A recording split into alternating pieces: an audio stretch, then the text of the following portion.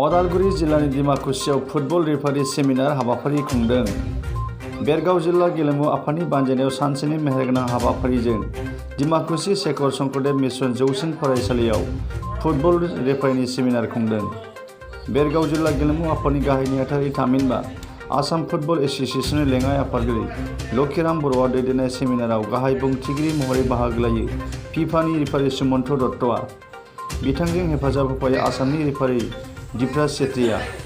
बे सेमिनाराव बेरगाव जिल्ला गेलेमु आफादनि आफादगिरि बिन'द राभा, डिमाकुसि गेलेमु आफादनि गाहाय नेहाथारि दीपक बर', डिमाकुसि एबसुनि गाहाय नेहाथारि बिरफुं बसुमतारी, अर्गें क्लाबनि आफादगिरि रिन्दाव दैमारिजों लोगोसे बेरगाव जिल्ला गेलेमु आफादनि गोबां दैदेनगिरि आरो जिल्लानि गासै सा 50निबो बांसिन रेफारिफोरा बाहागो लायो।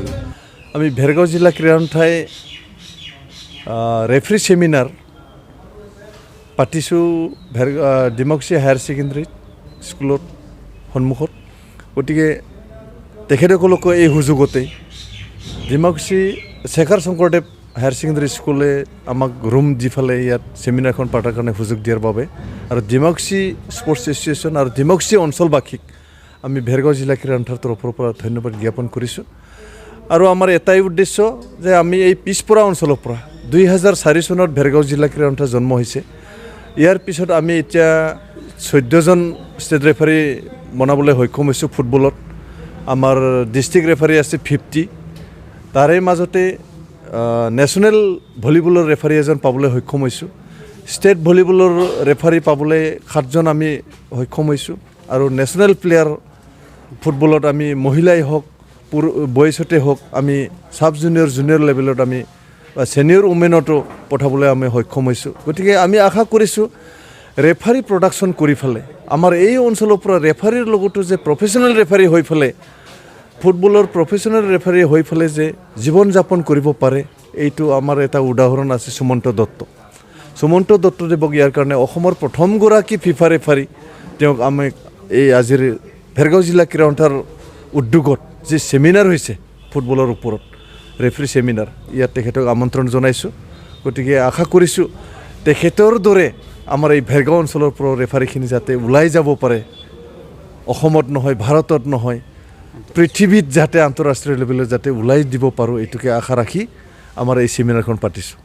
হয়, মই আগতে বহুত জেগাত তেনেকুৱা ধৰণৰ সেমিনাৰ অৱশ্যে অনুষ্ঠিত হৈছে, কিন্তু মই ইমান এটা ভিতৰুৱা জেগা বুলি কৈছোঁ আৰু ডিমাকুসি, কিন্তু ভিতৰুৱা জেগাত ধৰক আজি বেৰগাঁও ডিষ্ট্ৰিক্টৰ ছেক্ৰেটাৰী তথা অসম ফুটবল সন্থাৰ উপসভাপতি লক্ষিৰাম বড়োজীৰ উদ্যোগ, তেখেতৰ উদ্যোগক আমি শলাগ ল'ব লাগিব। সচৰাচৰ ৰেফাৰীসকল ইয়াত প্ৰফেশ্যনেল কৰিবলৈ পোৱা নাই, কিন্তু কেনেকৈ ধৰণে আগবাঢ়িলে প্ৰফেশ্যনেল হ'ব পাৰে? আচলতে প্ৰথম কথা হৈ গ'ল, যদি এজন ৰেফাৰী প্ৰফেশ্যনেলি আহোঁ বুলি ভাবে, ত' প্ৰথম কথা হৈ গ'ল তেখেতে কেনেকুৱা ধৰণৰ অনুশীলন কৰিছে, কেনেকুৱা ধৰণৰ আপোনাৰ ল'ৰখিনি নলেজ কেনেকুৱা, তাৰ ইণ্টাৰপ্ৰিটেশ্যন কেনেকুৱা কৰিছে তেওঁলোকৰ। চ' আহিব ষ্টেপ বাই ষ্টেপ। আমাৰ অসমৰ উন্নতি হৈছে ধৰক ক্ৰীড়াৰ ক্ষেত্ৰত, অসম ফুটবল সন্থাই উদ্যোগ লৈছে, তো আমিও সেইটো কাৰণে ইয়ালৈ আহিছোঁ অলপ আপগ্ৰেডেশ্যন হ'ব কাৰণে। কি ক'ব মানে বৰ্তমান যিসকল যুৱ প্ৰজন্মৰ যি ৰেফাৰী আছে তেখেতসকললৈ প্ৰতিক্ৰিয়া আহ্বান জনাব?